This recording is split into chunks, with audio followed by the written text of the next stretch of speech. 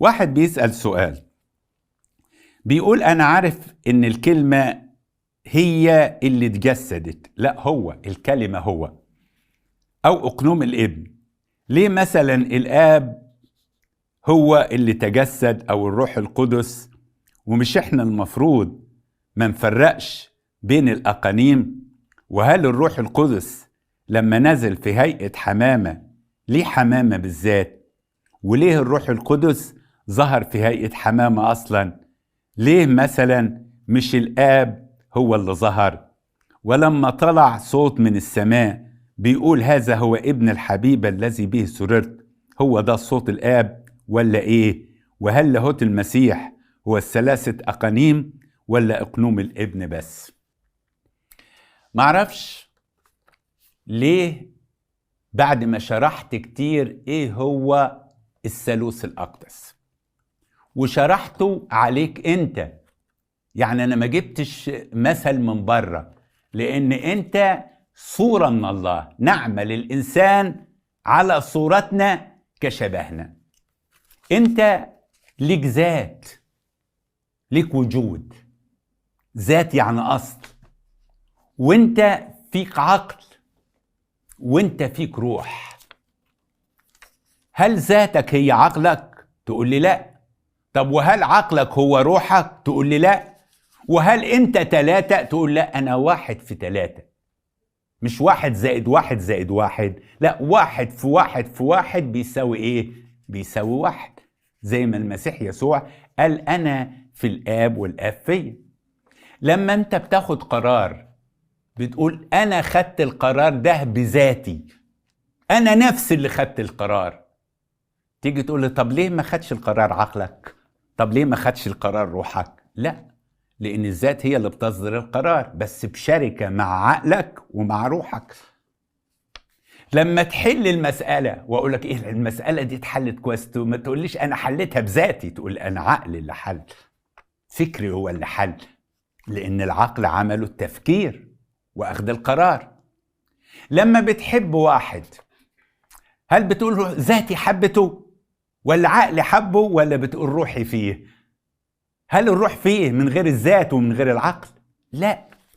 الله عشان تبقى عارف خلق العالم بذاته بالاشتراك مع العقل ومع الروح. يعني الآب خلق العالم بالابن بالروح القدس. الابن هو اللي فدى العالم بالآب بالروح القدس. الروح القدس هو اللي بياخد من خلاص الابن ويدينا بالآب وبالابن. يبقى دي الشركة الثلاثية. لكن انت بتفرق بينهم بطريقة ان تخلع، يعني هل ذاتك هي تطلع من روحك وتطلع من عقلك وتعمل كذا؟ لا. سر التجسد، مين اللي خلق العالم؟ الآب أصدر قراره، قال الله ليكن نور. يبقى الذات خدت القرار. طب مين اللي نفذ القرار؟ العقل. خلق الله النور، العقل اللي هو المسيح اللوجوس، به كان كل شيء وبغيره لم يكن شيء من مكان. رأى الله، روح ربنا بقى بصت على العمل وخدت القرار، حلو ولا وحش؟ رأى الله ان النور حسن. الروح رأى الرؤية وشاف النور حسن. فهنا لما نقول قال الله، عمل الله، رأى الله، ده اشتراك، لكن الخلقة تنسب للذات وإن كان قام بها الابن والروح القدس. والفداء ينسب للعقل وإن كان مشترك بها الآب والروح القدس، لأن ما تنساش إن الآب قد سر أن يسحقه بالحسن. فهنا لما بتيجي تقول أقنوم الابن، ليه مثلا الآب هو اللي ما تجسدش والروح القدس؟ لأن عمل الفداء لازم يقوم به العقل. اللي قام بعملية الخلقة هو اللي هيقوم بعملية الفداء. به كان كل شيء وبغيره لم يكن شيء من مكان.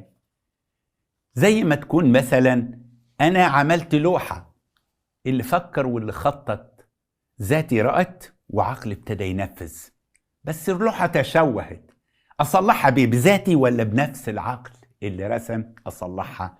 فأقنوم الابن هو اللي قام بعملية الفداء. لما تيجي تقول ليه الروح القدس نزل على المسيح يسوع في هيئة حمامة.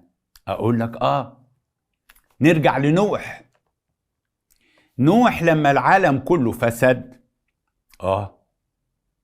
أرسل الغراب عشان يشوف الغضب وقف ولا لا، المية وقفت ولا لا. اتفق هو وأولاده أن نرسل طائر ما يكونش يعرف يعوم. ليه؟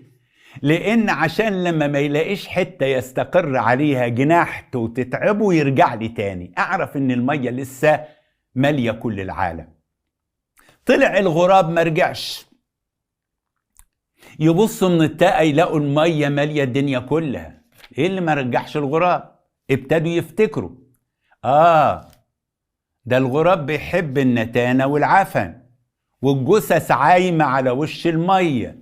كل اللي غرقوا في الطوفان ألوف عايمين على وش المية. فالغراب يقف على الجثة يأكل منها ويشرب مية، يحب العفن ويشرب المية، يرجع له ليه؟ فقعدوا يفكروا طب نعمل ايه تاني؟ قال نبعت طائر ما يكونش برضه يعرف يعوم وما بيحبش العفن ولا النتانة. قال ما فيش أكتر من الحمامة.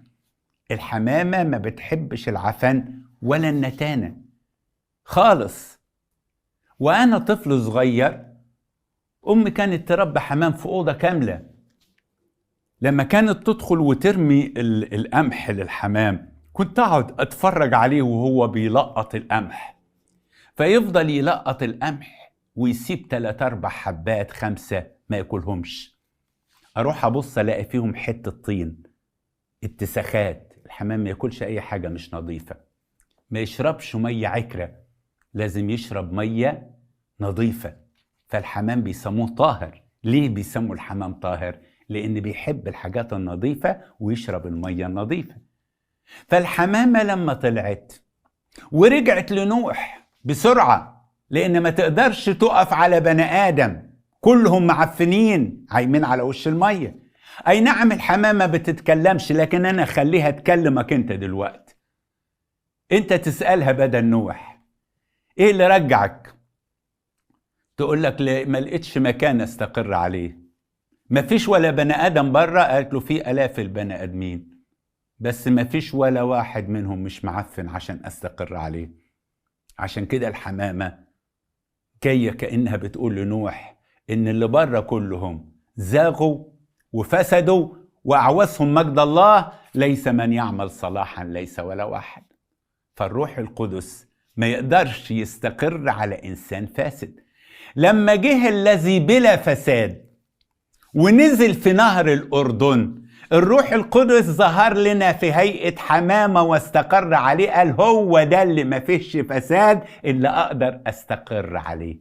عشان كده الروح القدس ظهر في هيئة حمامة. لما نيجي نقول صوت الآب، لأن أيوب قال عن الله آب وابن وروح قدس: السماء ليست طاهرة أمامه، وإلى ملائكته ينسب حماقة. ويكمل ويقول فكم وكم بسكان الطين اللي هم احنا. طب امال ايه اللي يرضيك يا رب؟ فالآب نادى من السماء وقال ده بس اللي يرضيني، هذا هو ابن الحبيب الذي به سررت.